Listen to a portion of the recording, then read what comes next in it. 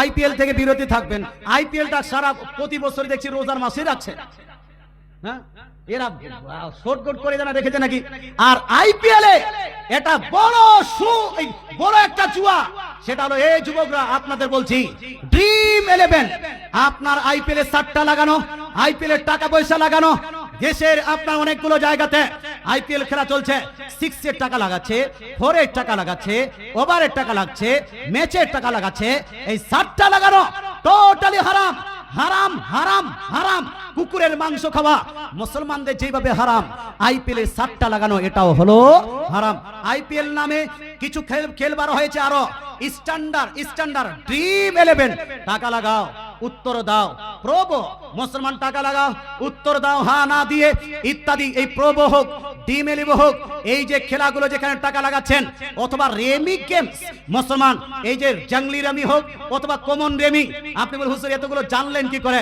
এই যে প্রশ্ন করে করে করে প্রশ্ন উত্তর দিতে দিতে সব জেনে গেছি ভাই। বলতে চাই মুসলমান, জাংলি রেমি হোক বা কমন রেমি, আপনার ড্রিম 11 হোক অথবা প্রবো গেমস, যদি আইপিএল বা অন্য কোনো খেলায় এখানে যদি টাকা লাগিয়ে আপনি টাকা ইনকাম করার জন্য আপনি যদি এই খেলটা খেলেন, এটা জুয়া খেলার মতো হারাম। আর জুয়া খেললে কতটা হারাম হয়, শুকুরের মাংস খাওয়া মুসলমানদের জন্য যেইভাবে হারাম করে দেওয়া হয়েছে। আল আদাবুল মুফরাদে ইমাম বুখারী রাদিয়াল্লাহু তাআলা আনহু হাদিস উল্লেখ করেছেন যে এই জুয়াটাও তদ্রূপ হারাম করে দেওয়া হয়েছে। জোরে বলেন নাউজুবিল্লাহ।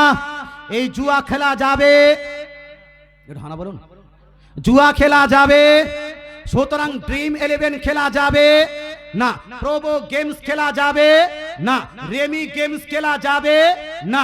আরো কিছু খেল বার হয়েছে, টাকা দিয়ে খেলটা নিয়ে আপনি টাকা পাবেন, ওই খেলগুলো খেলা যাবে না।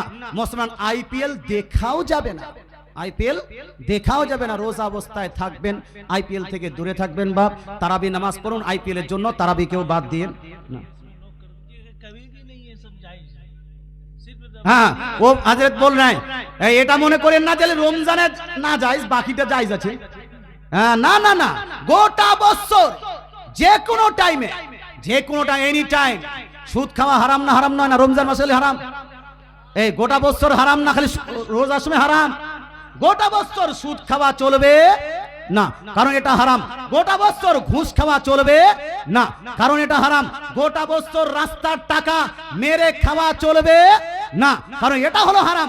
গোটা বছর আপনার ড্রিম 11 খেলা যাবে না, কারণ এটা হলো হারাম। গোটা বছর লটারি কাটা যাবে।